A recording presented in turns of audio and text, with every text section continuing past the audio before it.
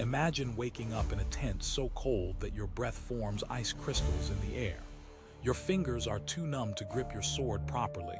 Your leather armor is frozen stiff, and the man sleeping next to you didn't wake up this morning. He froze to death in his sleep. This wasn't a rare occurrence. This was winter in the Roman army. We romanticize the legions.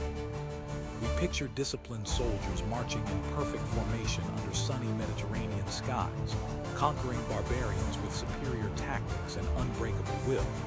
Before we continue, please help us to grow this channel. Like, share, and subscribe. But here's what the history books often skip.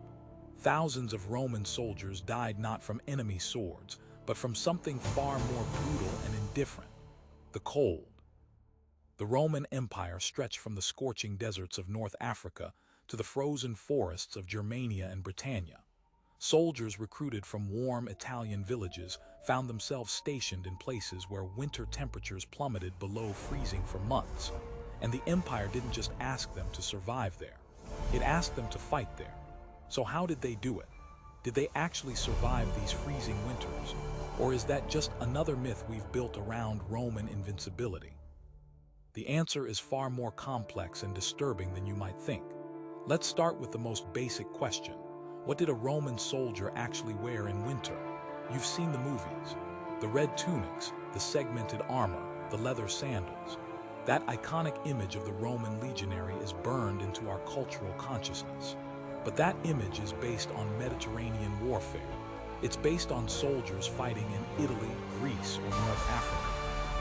Take that same soldier and drop him in Germania during January, and he's a dead man walking. The standard Roman military tunic was made of wool, which is actually a decent insulating material. Wool retains warmth even when wet, unlike cotton. So the Romans got that part right. But a single wool tunic wasn't nearly enough for a German or British winter. Archaeological evidence from Roman frontier forts shows that soldiers layered multiple tunics. They wore a basic undertunic, then a heavier overtunic, and sometimes a third layer on top of that. Over all of this went the saga, a thick woolen cloak that became the soldier's most valuable possession during winter campaigns. This wasn't the decorative cape you see in movies. This was a heavy, practical blanket that a soldier could wrap around himself at night. Some soldiers also had access to penuli, hooded cloaks made from thick wool or even leather. These were particularly prized because they kept both the head and body warm. But here's where it gets interesting. The Roman military supply system didn't automatically provide all this winter gear. Soldiers often had to purchase their own cold weather clothing from their wages, and those wages weren't generous. A standard legionary earned 225 denarii per year, but from that, deductions were made for food, equipment, and burial club fees. What was left often wasn't enough to buy the thick cloaks and extra tunics needed for survival in harsh climates. So what did soldiers do? They improvised, they begged, they stole. Letters from Roman soldiers stationed in Britain revealed desperate requests to family members back home. "Send me warm socks and underwear," one soldier wrote. "The winters here are killing us." Yes, underwear. The Romans developed a form of woolen underpants specifically for soldiers stationed in cold climates. These weren't standard issue. They were a northern innovation born from necessity. And those famous Roman sandals, completely useless in snow and ice. Soldiers stationed in Germania and Britannia adapted by wearing thick woolen socks inside their sandals, or they acquired boots, heavy leather footwear that covered the entire foot and lower leg. But even with all these adaptations, frostbite was common. Soldiers regularly lost toes, fingers, and ears to the cold. Some lost entire feet. The Roman military medical texts describe treatments for frostbite in detail, which tells us it was a frequent problem. The recommended treatment was gradual warming and application of warm oil. But often, by the time frostbite was treated, gangrene had already set in. And gangrene in the ancient world meant amputation or death. Now let's talk about shelter, because this is where the Roman survival strategy gets really interesting. When the Roman army marched through hostile territory, they didn't just set up camp wherever they stopped. They built a fortified camp every single night. Every. Single, night. This wasn't a casual arrangement of tents. This was a full military installation with ditches, ramparts, and palisade walls. The same layout every time, so every soldier knew exactly where to go in the dark. This sounds impressive until you realize what it meant during winter. It meant that after marching all day through freezing temperatures, often through snow, soldiers had to spend hours digging frozen ground and constructing fortifications before they could even think about warming themselves. The standard Roman military tent, the papilio, housed 8 men. It was made of leather, which provided some insulation and was waterproof. But leather tents had a major problem in freezing temperatures. They became stiff and difficult to set up. The leather could crack if it froze while wet. Inside these tents, 8 men slept in close quarters, which actually helped with warmth. Body heat from 8 people in an enclosed space can raise the temperature significantly.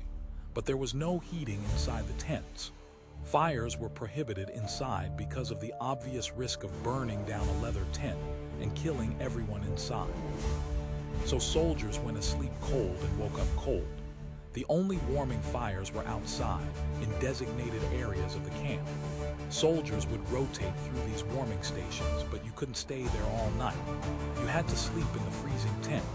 This is where men died in their sleep. Not from battle wounds, not from disease, but from simple exposure. The body's core temperature drops during sleep anyway.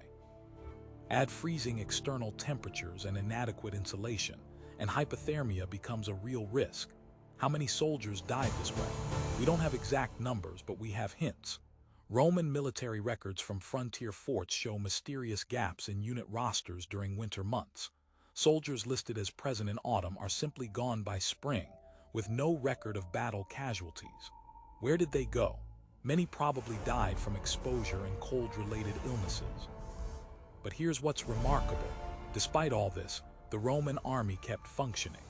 They developed strategies that, while brutal, allowed them to maintain military operations even in the harshest conditions. One key strategy was the winter fort. Unlike the temporary marching camps, winter forts were semi-permanent installations where units would spend the coldest months. These forts had more substantial buildings with timber walls and thatched or tiled roofs. Some winter forts even had hypocaust heating systems, the same underfloor heating technology used in wealthy Roman homes. Hot air from a furnace would circulate under the floor, warming the room above. But this luxury was typically reserved for officers' quarters and the headquarters building. Common soldiers still slept in cold barracks. These barracks were at least better than tents. They were long buildings with multiple rooms, each housing a contubernium, the basic 8-man unit of the Roman army. The walls were timber or stone, providing much better insulation than leather. Some barracks had small hearths for heating, though fuel was often scarce. Soldiers would crowd around these small fires, desperate for warmth. Fights broke out over proximity to the heat source. The Romans also developed sophisticated food strategies for winter survival. You can't fight or march effectively when you're starving, and you certainly can't maintain body heat without adequate calories. The standard Roman military diet was built around grain, primarily wheat. Each soldier received a daily ration of about 3 pounds of grain. But in winter, the caloric requirements increased dramatically. Your body burns far more energy trying to stay warm in freezing temperatures. So winter rations were supplemented with higher calorie foods, bacon, cheese, and lard. These fats were crucial for survival in cold climates. The problem was supply.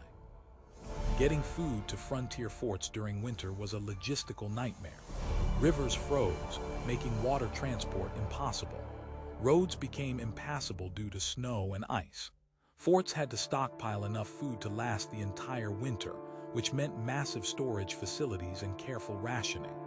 When supply lines failed, soldiers starved, and a starving soldier in freezing temperatures dies very quickly. There are accounts of besieged Roman units in Germania resorting to eating their leather belts and shields when food ran out during winter. The cold made their desperation even more acute. But let's talk about what might be the most brutal aspect of Roman winter warfare: the fact that they didn't stop fighting. Modern armies generally avoid winter campaigns.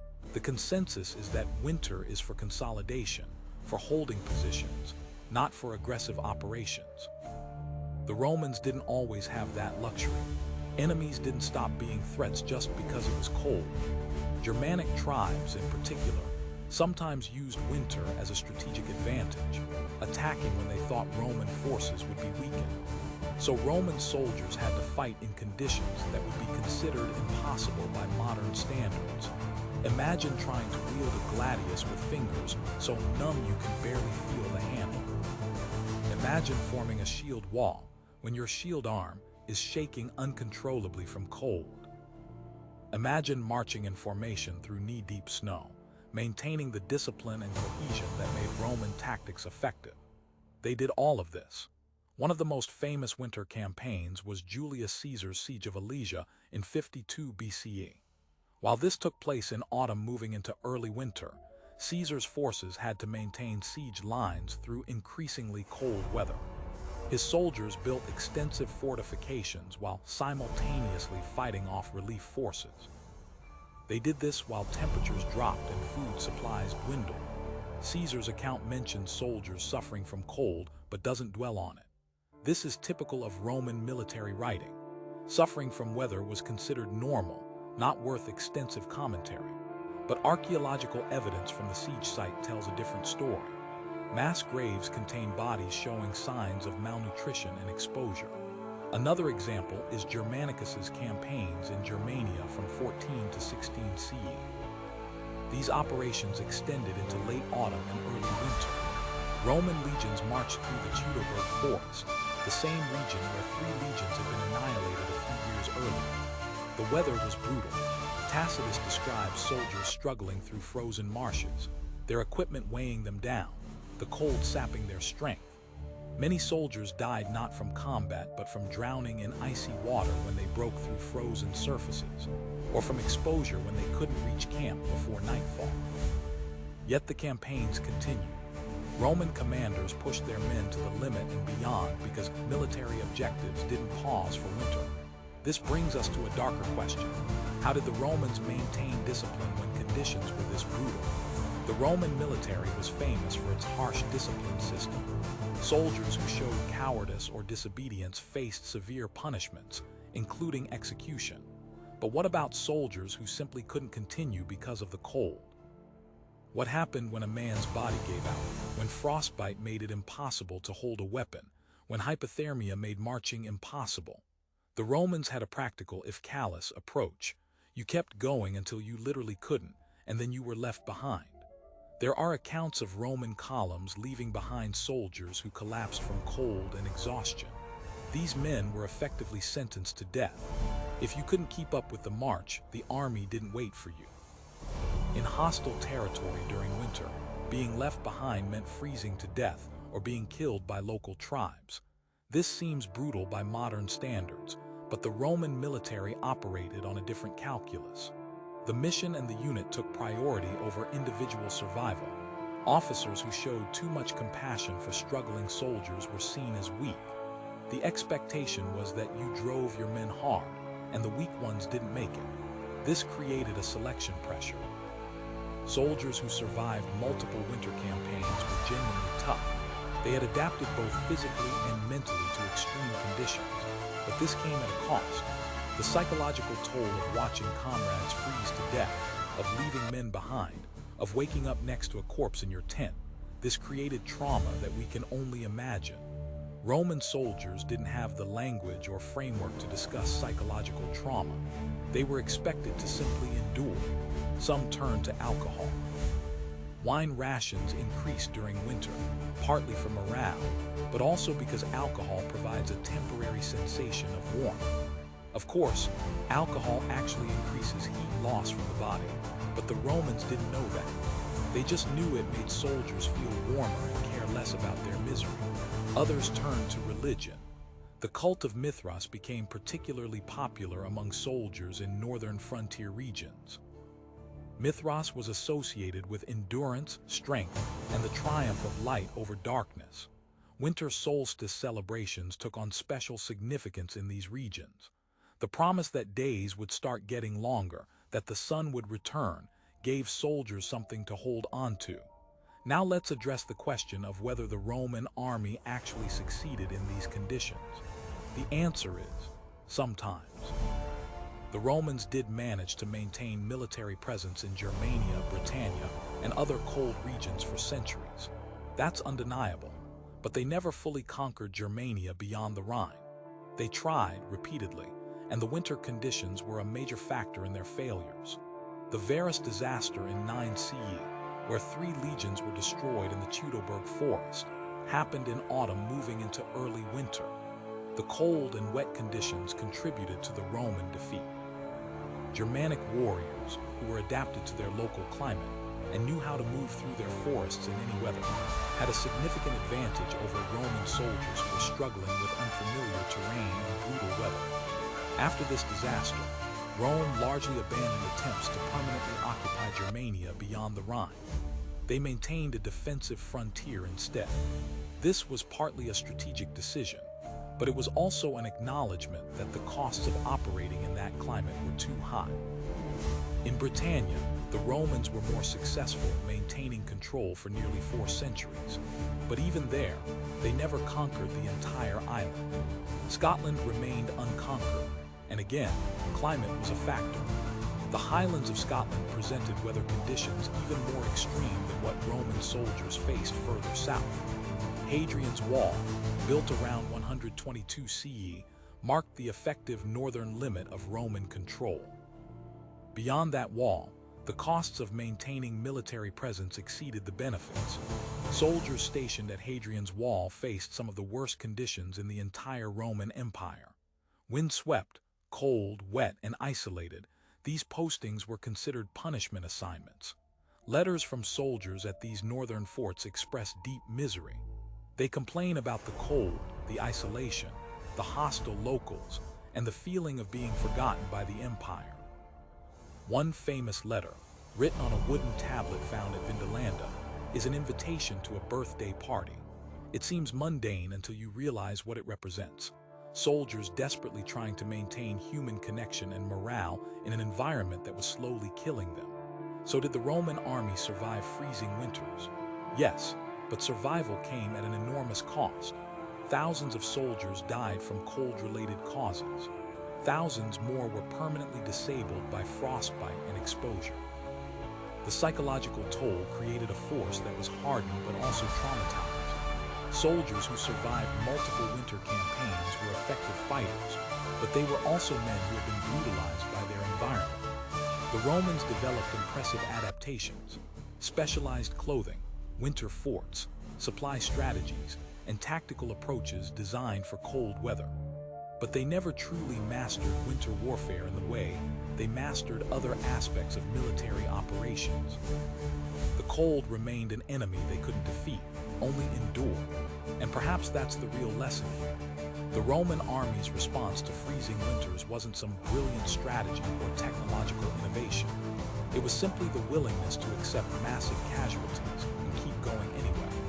They survived through sheer bloody-minded determination and a military culture that valued the mission above individual lives. Modern militaries look at winter warfare differently.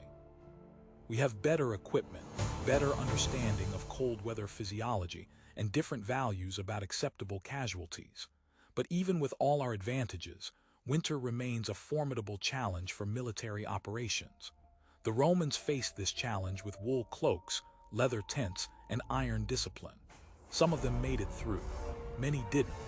The ones who survived didn't do so because the Roman army had solved the problem of winter. They survived because they were willing to pay a price that we would consider unacceptable. That's the brutal truth about the Roman army and freezing winters. They didn't conquer the cold. They just refused to let it stop them, no matter how many men it killed. And in the calculus of empire, that was enough.